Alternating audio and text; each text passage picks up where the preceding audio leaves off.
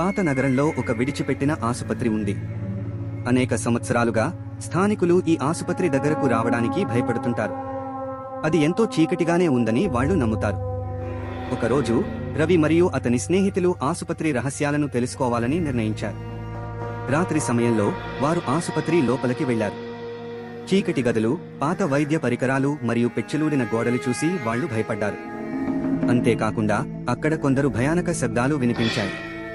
అప్పుడు రవి స్నేహితులను ధైర్యంగా ముందుకు తీసుకెళ్లి నిజాన్ని తెలుసుకోవాలని ప్రయత్నించాడు. కొంత సుదీర్ఘ అన్వేషణ తర్వాత వాళ్లు ఒక పాత డైరీని కనుగొన్నారు. ఆ డైరీలో హాస్పిటల్లో జరిగిన ఘోర సంఘటనలు మరియు ఆత్మల వేధింపులు వివరించబడ్డాయి. చివరికి వంటిదాని మాదిరిగానే వెలుగులు చిమ్మకుండా అయ్యాయి. చీకటిలో అసంపూర్తిగా అర్థం చేసుకోలేని శబ్దాలు మళ్లీ వినిపించాయి.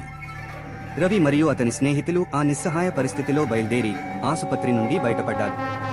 వాళ్ల అనుభవం ఎంతగానో భయానకంగా ఉన్నప్పటికీ వాళ్లు నిజాన్ని కనుగొన్నారు మరియు ఆత్మల నుండి విముక్తి పొందారు. విడిచిపెట్టిన ఆసుపత్రి కథ మీ యూట్యూబ్ ఛానల్ కోసం ఆదర్శవంతమైన కథ అవుతుంది. మరిన్ని కథలు చెప్పడానికి ఎదురు చూస్తూ ఉంటాను. Please subscribe and share, like.